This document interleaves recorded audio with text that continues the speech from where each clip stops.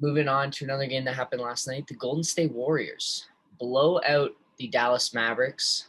Kelly Oubre with 40 points finally has his breakout moment this season. You knew he was going to get a lot of opportunities with the gravity that Steph provides, and he had just been shooting terribly for the first couple weeks of the season. He finally gets a big night tonight, so happy for him that he's finally settling into his role, being a little bit more comfortable, and the shots are starting to go. And for the Dallas Mavericks, I mentioned them a little bit before, but they gotta have to turn it on sooner rather than later. Them and Miami are kind of two teams that everyone expected to really be in that playoff mix, who have pretty poor records to start the season, and you know they have another level in them that they might have to get to sooner rather than later.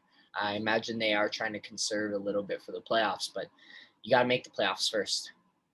And so, in Dallas's perspective, you've got Luka, and Kristaps has been either injured or all right, but he's not. He hasn't been that number two that they've expected. They traded for Josh Richardson, who gives you a little bit more defensive energy, but the shooting numbers across the board, 3-point shooting for the Mavericks, have all gone down compared to last season. A big part of that was losing Seth Curry.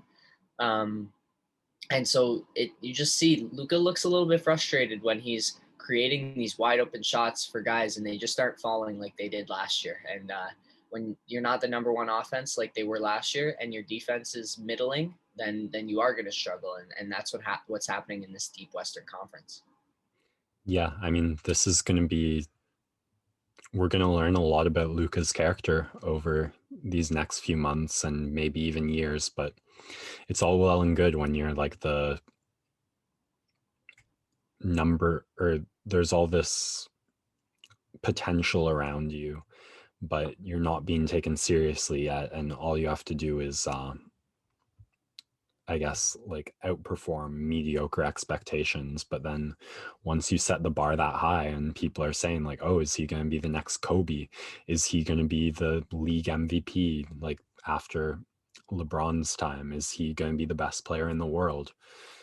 I mean, it's not just the fan expectations, but the teams start taking you seriously to a whole nother level. I don't know if you, and well, there's the frustration you're talking about. I don't know if you remember that time in the Raptors game where he just elbowed Stanley Johnson.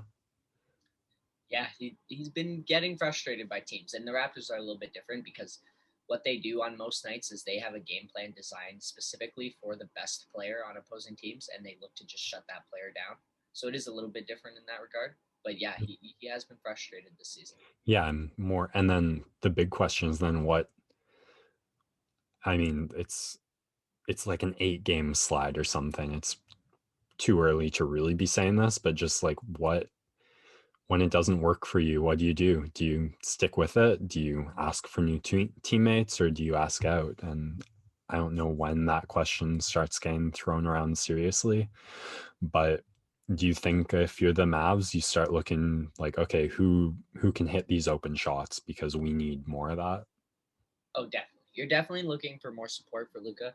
The problem is they were so great offensively that they needed to give up some of that firepower for some defense, and that's what they tried doing. But then it really affected the way that this team can score. I still have 100% faith in Luka because he's just so special, and he's 21, and he moves at his own pace, and he still puts up triple doubles every night.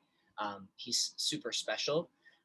They have had some COVID and some injury issues, so I'm sure they're not at 100% like peak performance as a team, and everyone still hasn't fully settled into their role as we see Oubre is now with Golden State. So I think they're still looking for that because I think once they get more comfortable, the shots will start going down at a higher clip because there's only so many open shots you can miss in the NBA.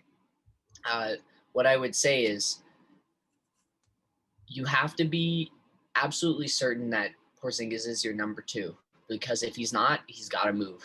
You got to find a reliable 3-and-D center to replace him, or you're looking for another big star. And obviously Giannis was the perfect match that we wanted to see, but Giannis is loyal and we appreciate that. So then it's looking for that next star that maybe you can lure or trade for to get to Dallas because if Luka has a running mate who's a good defender. I think that's really important. They have to play decent defense.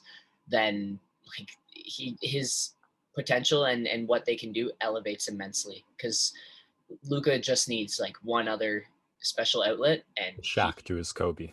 exactly he'll be unstoppable. So if I'm Dallas, I'm not freaking out yet. Obviously, you're performing below expectations, but when you've got this one of a kind talent and just the shots aren't going, you can live with that because eventually it's going to come around. It's just going to be if it's too late in this Western Conference.